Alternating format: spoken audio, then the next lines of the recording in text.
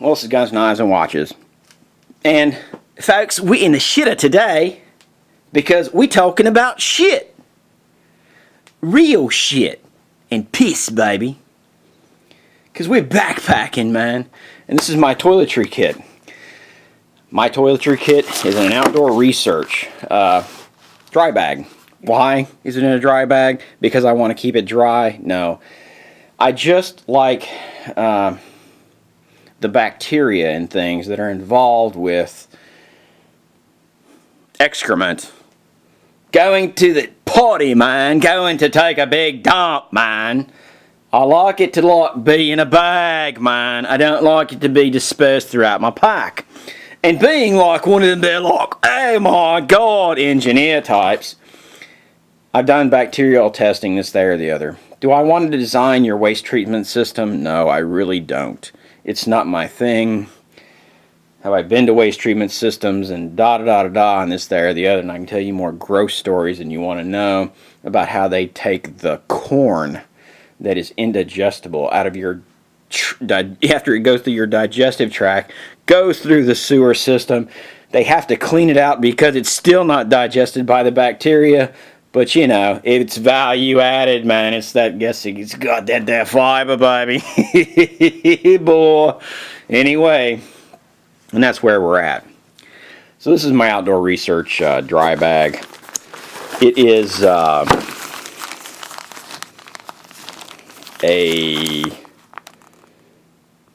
medium, whatever the hell that means. Dry ditty sack medium. What I have in it are wipes, of course, in a 6x9 lock sack. I have Purell hand sanitizer, and then I have a titanium trowel. Now, this titanium trowel, baby, is what this video is all about, man. And it's from QiWiz. So you'd say it's QiWiz, man, QiWiz. Well, QI is actually QiWiz, so it's QiWiz, man. So that's just the way it is, man. It's like different dialects, man. They pronounce things differently, man, different languages. And this is like the medium size trowel. I'll give you an example of my hand. My hand's extremely large. I know that. I have like these really weird size hands, man. But it's about the size of my hand, man. And what this is titanium. Now this is 0.6 ounces. I didn't say 6 ounces, I said 0.6 ounces. And it's titanium and it's heat formed. And believe it or not, the guy did a really good job to not have a background in engineering, design, this, there, or the other, and just kind of doing it in a back room kind of way. I'm going to suggest some modifications that he needs to make to his basic manufacturing technique, and what I'm suggesting will probably, drive up his labor a little bit, but it will give value added to the consumer. And that in reality is what we're going for. In any of the products where I bash them when I do any of these things, that's what I'm trying to do. I'm trying to point out the imperfections, the inconsistencies, any of that stuff, because what I try to do is I try to bring value to actually the people that are actually using it, and that's the plus, man. To me, that's the end game. Of course, the 6x9 lock sack, you cannot modify this. It is perfection for what it is.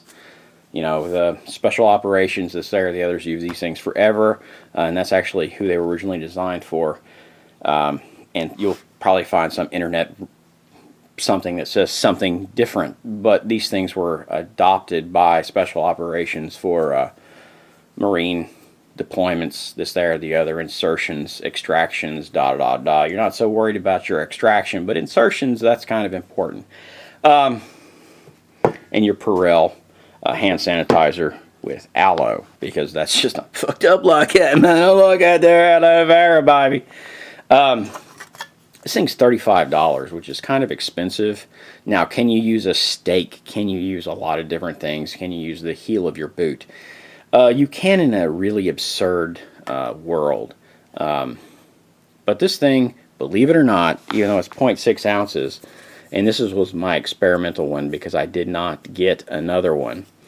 It's not strong if you torque it.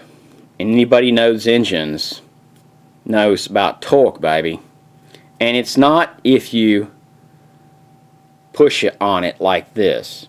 But if you grab this thing and you push back on it, it is extremely strong. And the edge, because it is such fine titanium that has been heat formed, is extremely sharp. Is it sharp enough to cut you? Is it sharp enough to go through your bag? No. Will it show signs of wear? Yeah, of course. Will there be marring? Probably. Now, mine originally came with yellow dip plastic, whatever you want to call it, on the upper portion. Now, I peeled it off because that was part of the test, and that's one of the things where I, as a designer, and as this, there, or the other, look for flaws that other people do. And this is why this is a flaw. Because what he basically didn't do, he didn't prep the surface in such a way as to take that dip and actually integrate it into the product. Now, what you can do is take just a Scotch-Brite pad and you can mar up that surface, and it takes very little time to do that. And you can see I'm creating linear scratches on that, and my surface goes from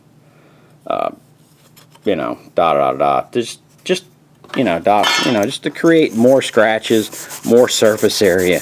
We're trying to, could you sit there and take this and put it through a bead blaster? Yeah, you could do that also. And then you do the same thing basically to the back of this, back surface of this trowel. And we basically clean up the surface, scratch it to where it increases the surface area, and then we do the dip, which is what I'm going to do to this one. You can see kind of the difference here to here. And that's honestly what I would recommend. The heat coating or the heat discolorization is really cool and shit, but I would really much rather have a brush surface that now clean it with a degreaser and then put that dip finish on it, which is what I'm going to do to this one. And I think that would be value added to the consumer. Where I come up with this value added was through years and years and years ago, back when dinosaurs roamed the earth. Travis Haley, I actually picked it up from him, I think back when dinosaurs roamed the earth, and I was able to take some classes with him because he's a very creative guy. He's very, very, very intellectual and deals with things in a very, even though he has that marine background, he deals with things in a very creative way and comes up with some solutions and some ways of dealing with things. And that's why I dealt with the Haley strategic rig and this, there, the other, and because I actually had that ability to spend some time with him, and that's always one of the things that I picked up from him, was that value added component. So now I'm going to degrease this. I'm going to dip this myself in a plastic, and I'm going to see how the adherence properties of it kind of deal with what he originally did in the yellow. I'm going to do it in black just so that there's a difference. I'll come back, probably make an update video. But it doesn't take a whole lot of time. Scotch-Brite pads. Scotch-Brite pads, just like sandpaper, tend to get a little bit broken in.